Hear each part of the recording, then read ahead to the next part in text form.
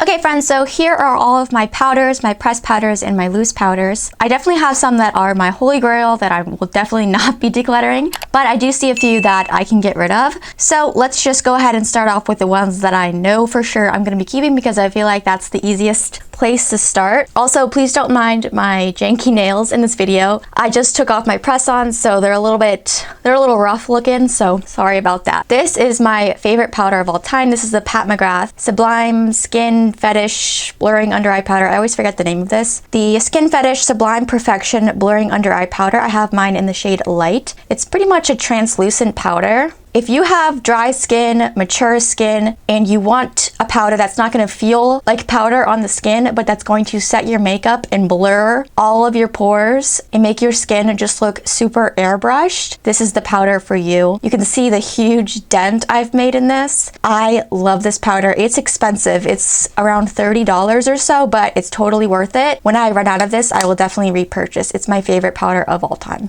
A couple of close alternatives to the Pat McGrath. If you can't or don't want to purchase the Pat McGrath, these are both really great alternatives. They're not as good, but they're pretty darn close, especially for the price difference. This is the Moira Set and Correct Finishing Powder. I have mine in the shade 200. This is basically a pressed powder that, as you can see, has 4 different shades. You can use the different tones according to what your skin needs. So if you want some brightness under the eyes, you can go in with the more lavender tone powder. These are not super pigmented, so you don't have to be afraid that you're going to have a purple under eye. I honestly usually just dip into the white or the more nude peachy tone shade. This is very thin, very blurring as well. So this is a great alternative. I'm going to keep that. And another great alternative, sorry that my powders are so dirty, is the Annabelle Perfect Matte Powder. This one's a little bit harder to get your hands on, but you can get it off of Amazon, I believe. That's where I got mine. And again, it's just that really thin pressed powder that is going to blur your skin. You can see here, it's very translucent, almost looks chalky on the skin, but that's a really negative adjective. That adjective has such a negative connotation, but it's the only word I can describe it as. It's very thin, lightweight, but it has a big impact on blurring your skin and setting your makeup. So love this one. Definitely going to keep it as well. One that I think I can get rid of is this 5-in-1 Essence Primer and Finishing Powder from Wet n Wild.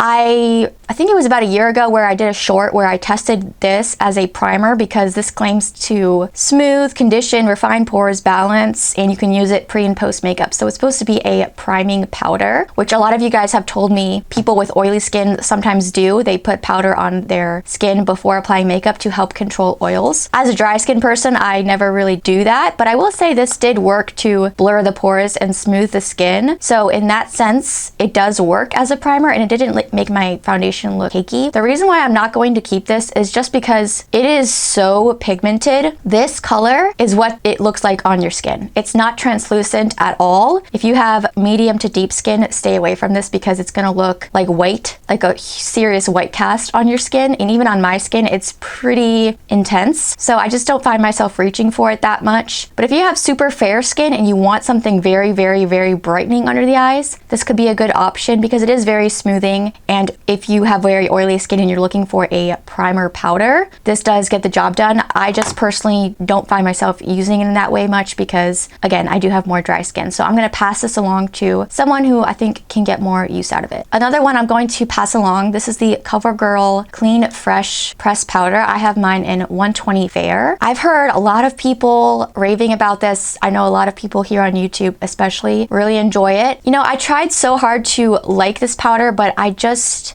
don't. It looks a little bit too heavy and too drying under my eyes, especially. It's not super blurring. It's just a little bit too heavy of a powder, which sounds weird because it's a pressed powder. You'd think that it'd be a little bit more thin and lightweight. At least that's what I think when I think of a pressed powder, but this one is definitely, it just looks more heavy on the skin, and I just feel like it doesn't do my skin particularly any favors.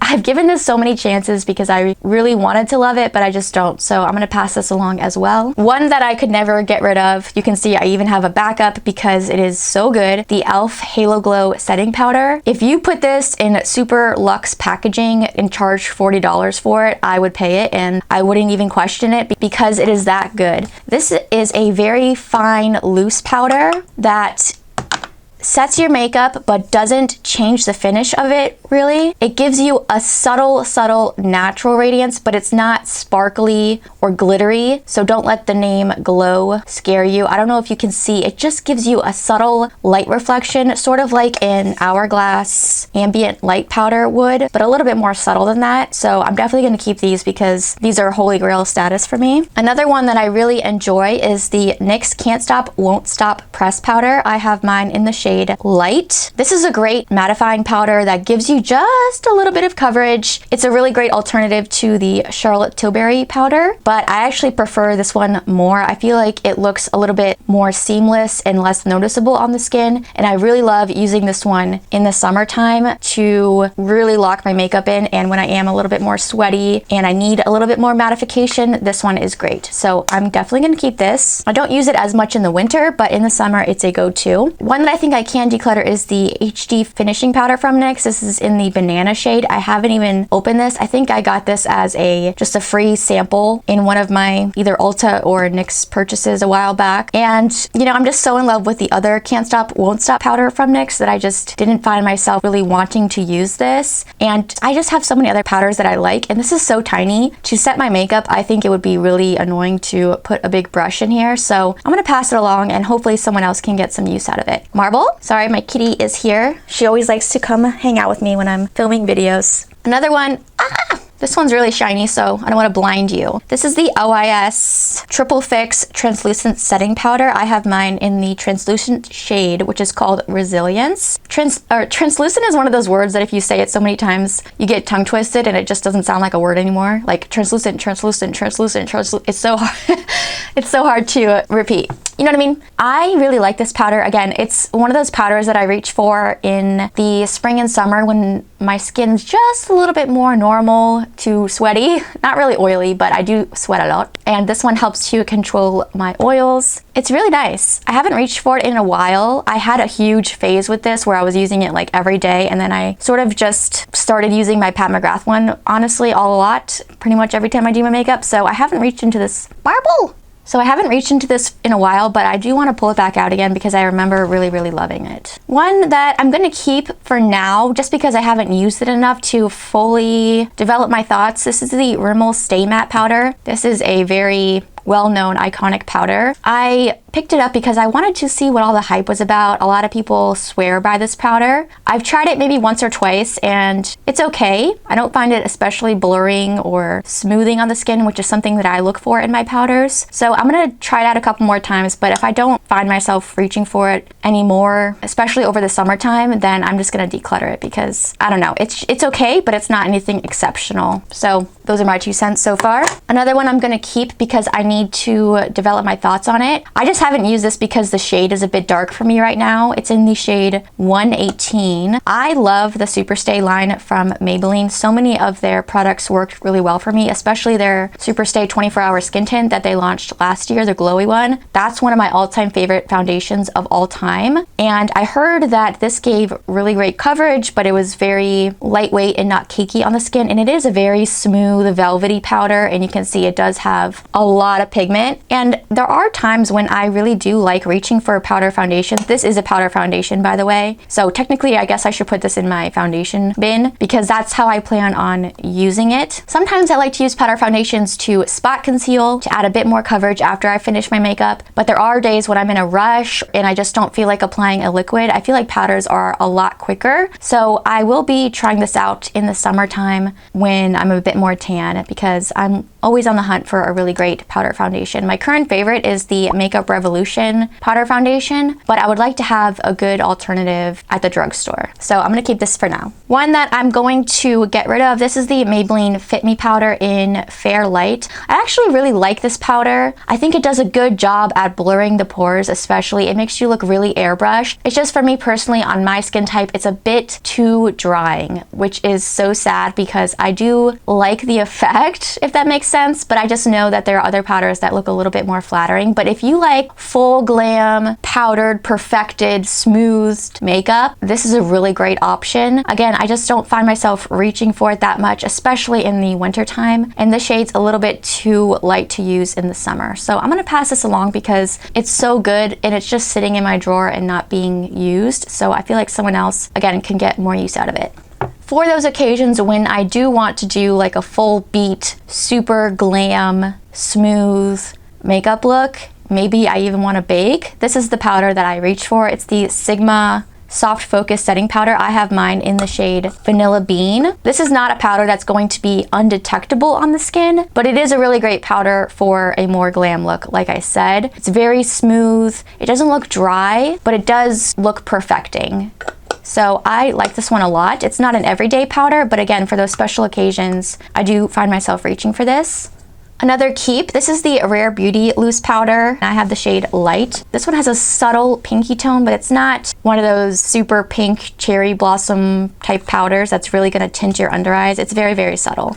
I love the packaging on this because it has this little stopper. However, if you pour out too much, the powder just kind of sits on top and you can't get it back into the bottom. So that's my only complaint.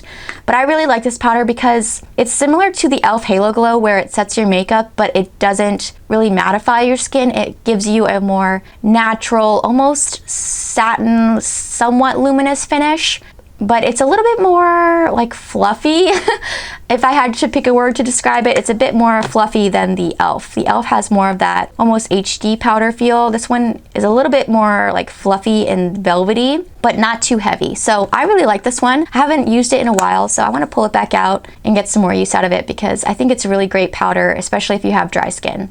I have this Butter Glow pressed powder from Physicians Formula. This is a really unique product. It has this marbly print, as you can see. It's more of a finishing powder, I would say. So if you have really oily skin or even normal skin, this isn't gonna set your makeup necessarily, but it will give you a glow back. It's almost like a very, very subtle highlighter, kind of like Essence Pure Nude. And so if you want a subtle glow to your skin, you can just put a big brush in here and dust it all over and it's gonna give you back some life. I do like this, but I honestly just never find myself reaching for it. The smell is a little bit off-putting to me. I know some people love the coconut smell. I do, but sometimes it's a little bit too intense. So I'm gonna pass this along because I feel like someone else will get more use out of it. And last but not least, I have this, what is this called? Like her Hollywood Flawless Finishing Powder from Charlotte Tilbury. I have mine in One Fair. Honestly, I could probably declutter this and be fine. Again, I prefer the NYX Can't Stop Won't Stop powder. I prefer the Pat McGrath powder. This is not my favorite powder of all time, but I don't know. It's so well loved on YouTube and so many people like it that I feel like it's good to have for a reference. And part of me really does want to love it as much as everyone else does. So I'll keep it for now. If I don't find myself reaching for it within the next couple months, I may end up decluttering it. But for now, she gets to stay. So let me put back everything I'm going to keep. Okay, so I'm keeping one. I count this as one because it's literally the same product. 1, 2, 3, 4, 5, 6, 7, 8, 9, 10, 11. Keeping 11 powders and I'm decluttering 5. So I feel like that's pretty good. Keeping 11, decluttering 5. That seems pretty proportionate. And all of these powders are not expired, so I will be able to pass them along to family and friends and they will find good homes. So yeah, that is my completed powder declutter. I hope you guys enjoyed this. And if you like declutters, don't worry because more will be coming soon. Thank you guys so much for watching. Please give this video a thumbs up. Don't forget to subscribe and I'll catch you guys in my next video. Bye.